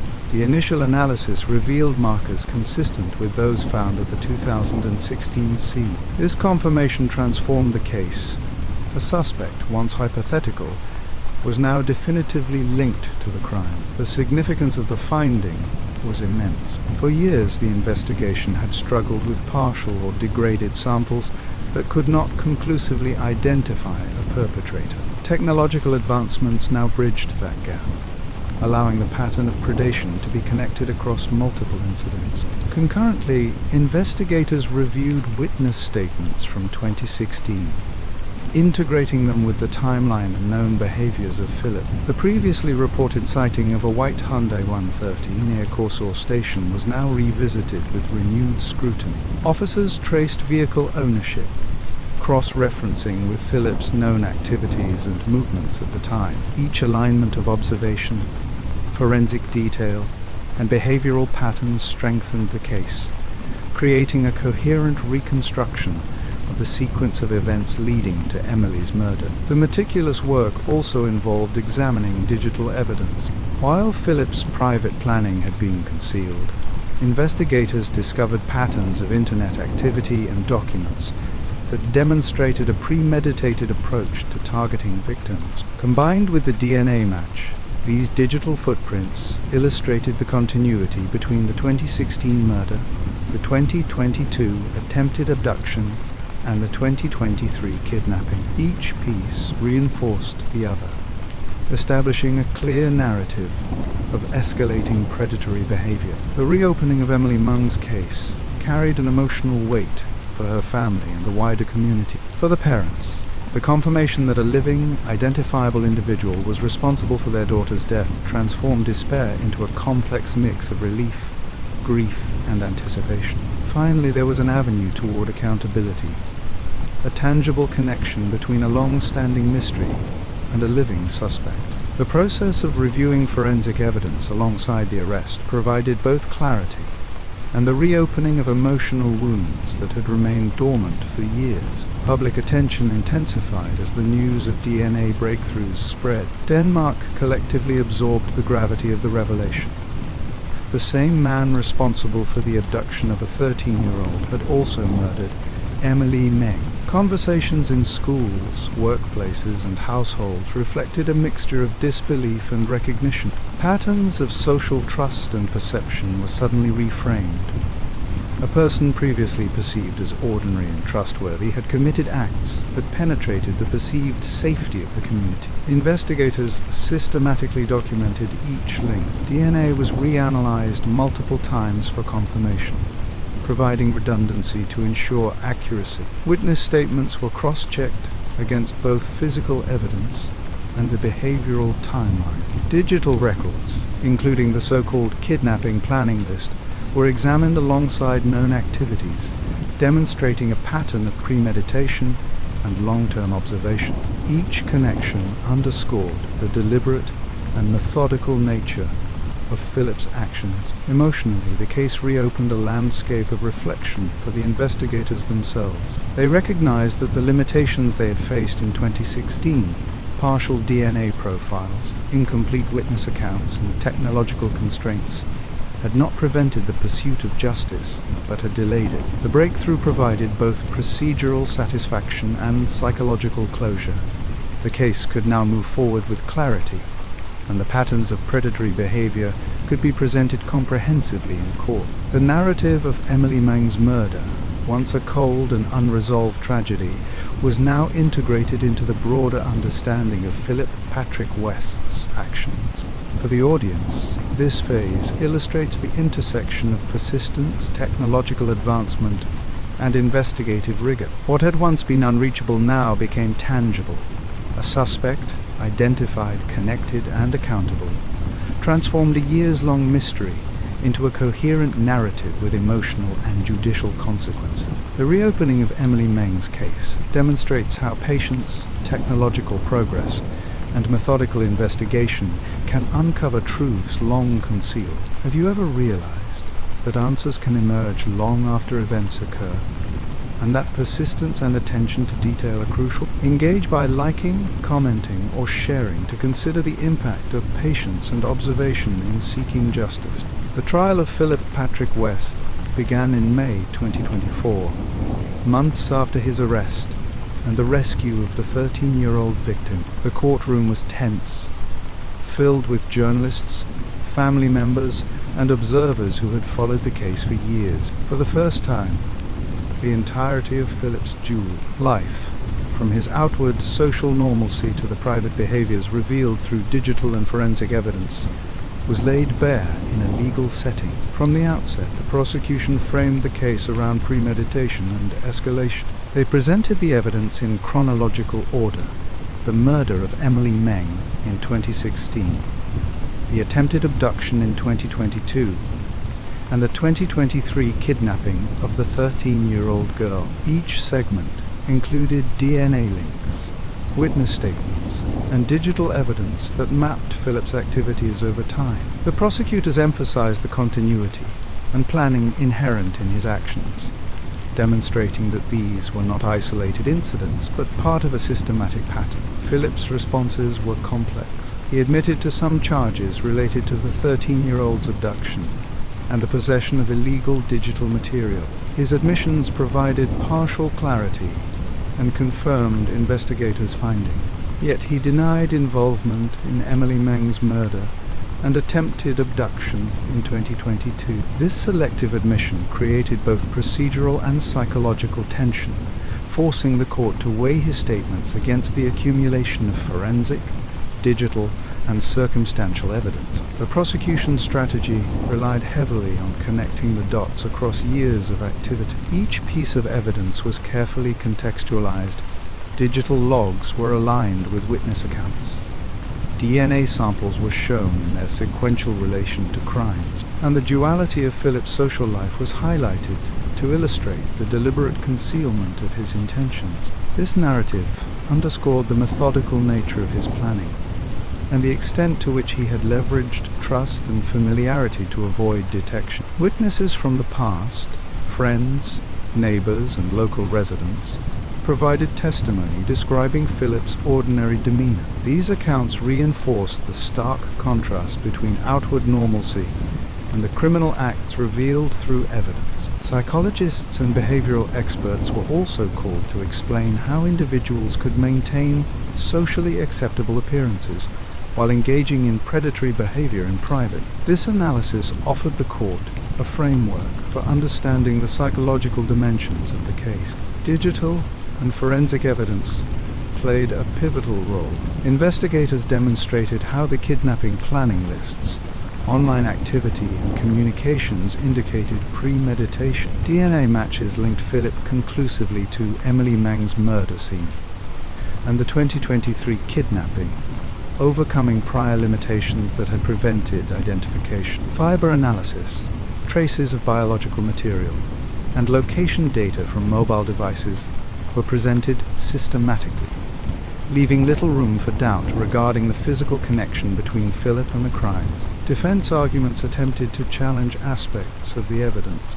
They questioned the interpretation of digital records and the reliability of witness recollections from years earlier. However, the prosecution countered with detailed corroboration, highlighting the alignment of multiple independent sources. Every attempt to cast doubt was addressed through methodical presentation, reinforcing the credibility of the combined forensic and testimonial evidence. The trial also emphasized the human impact.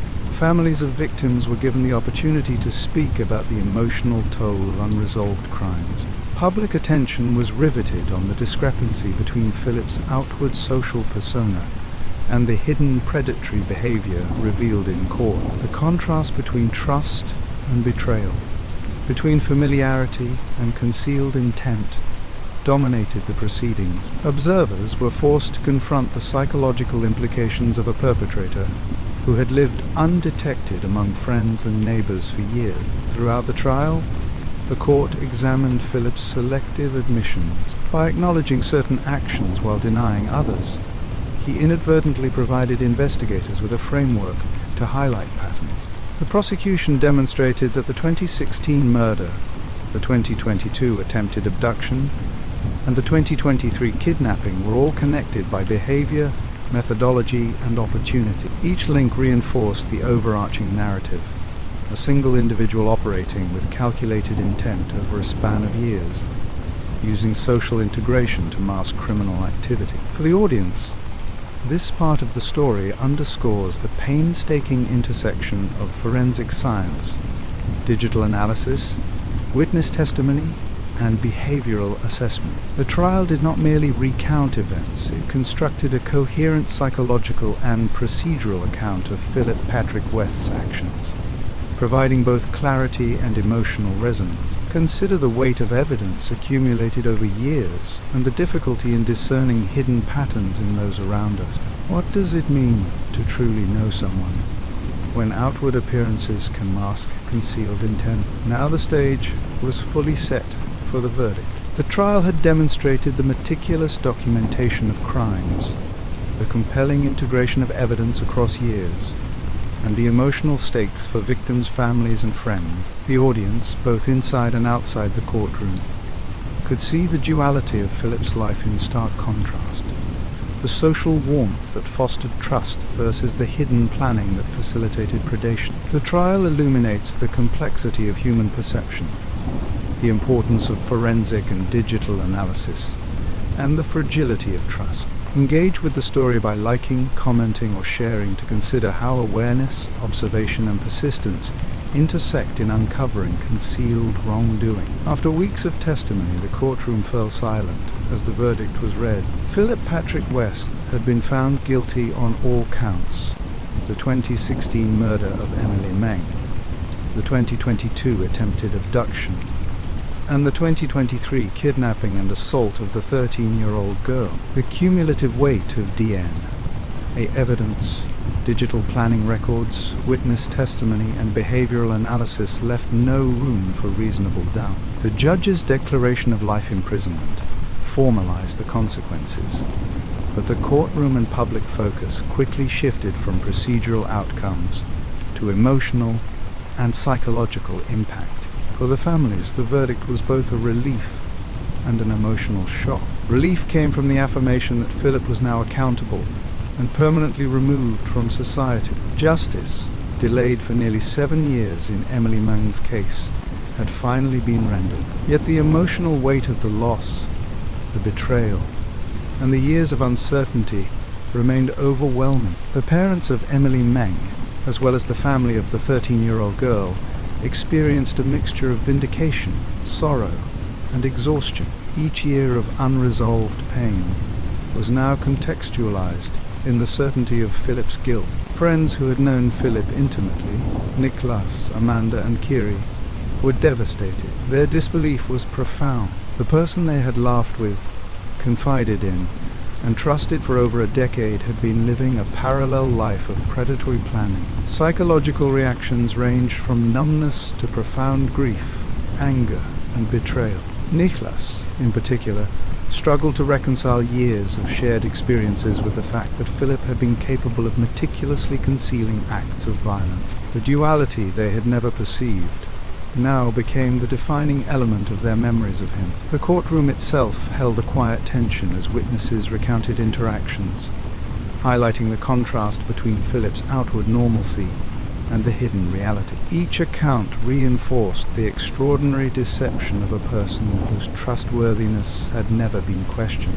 For friends and family alike, this contrast produced an acute sense of psychological collapse. The people who had relied on Philip's presence for social, emotional, and practical support now faced the cognitive dissonance of knowing that these interactions had been performed alongside the planning of criminal acts. The broader societal impact in Denmark was equally significant. Media coverage emphasized not only the crimes themselves, but the lessons regarding concealed danger within familiar social circles. Towns and communities revisited assumptions about trust, daily routines, and the perception of safety. Schools, public spaces, and family routines were discussed in terms of awareness, vigilance, and behavioral observation, though always tempered by the understanding that suspicion alone does not prevent harm.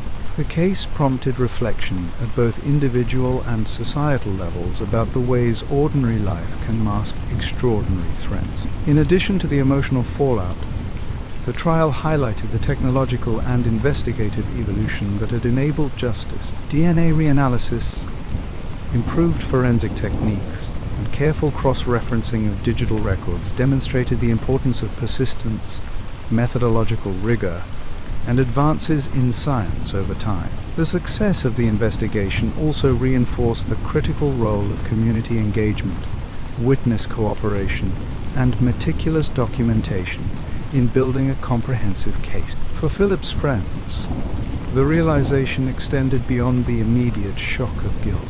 Every shared experience, every gesture of warmth, and every moment of apparent normalcy was now framed through the lens of betrayal. The psychological implications were profound. Trust in familiar relationships became uncertain, and assumptions about safety and the nature of those closest to them were fundamentally challenged. Area reflection, Consider your own experiences of trust. Can you be certain you know someone fully, even after years of shared history? How does familiarity obscure hidden behavior? And what does that mean for vigilance and awareness in daily life? The verdict itself did not conclude the emotional narrative.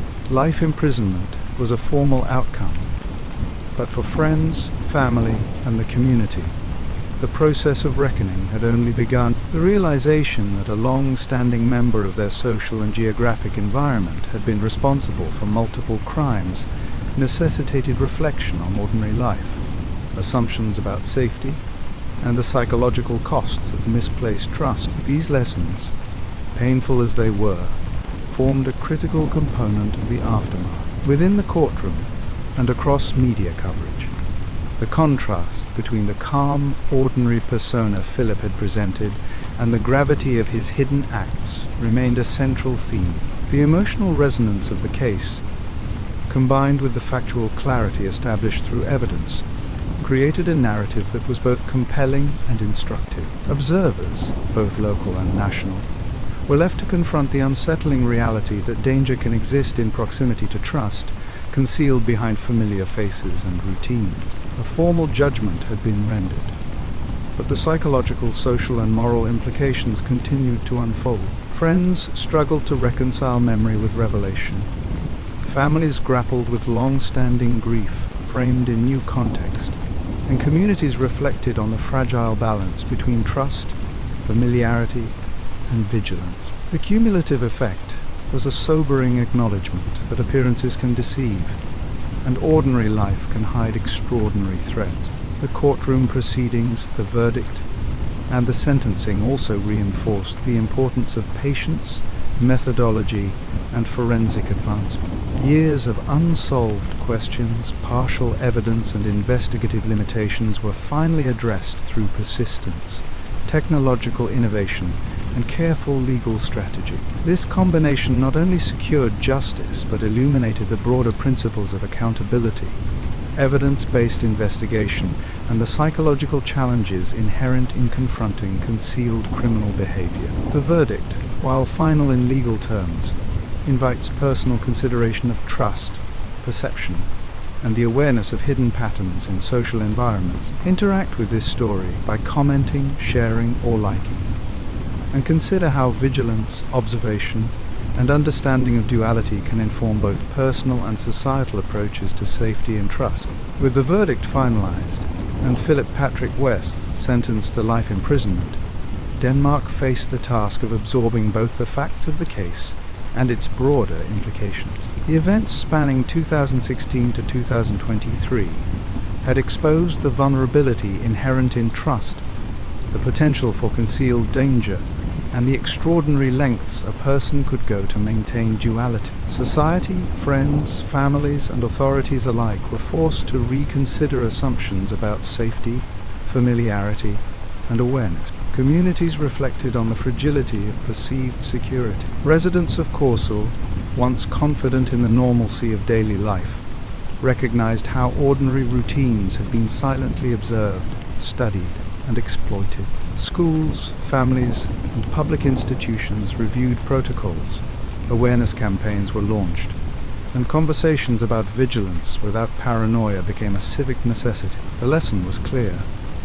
Danger does not always present itself through obvious or external threats. Friends of Philip, Niklas, Amanda, and Kiri, faced the psychological aftermath of betrayal. Years of trust, shared experiences, and apparent intimacy had concealed a reality none had suspected. Their emotional journey illustrated the human cost of duality, grief compounded by disbelief, and affection transformed into caution and reflection. Area Reflection here asks, can anyone truly be known, even when familiar over years? The experience challenges assumptions about intimacy, trust, and judgment. At a societal level, the case catalyzed discussion about forensic persistence and technological advancement. DNA analysis, digital evidence, and meticulous investigative work demonstrated the value of patience and methodical attention to detail. Authorities were able to bring closure to a case that had once seemed beyond reach,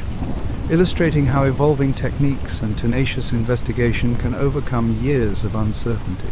The intersection of science, observation, and justice became a central theme in public discourse. The belief in safety through familiarity. Denmark had assumed that knowing someone equated to understanding them, that routine interactions guaranteed protection. The revelation of Philip Patrick Westh's crimes dismantled this assumption entirely. The most dangerous individuals are not always strangers.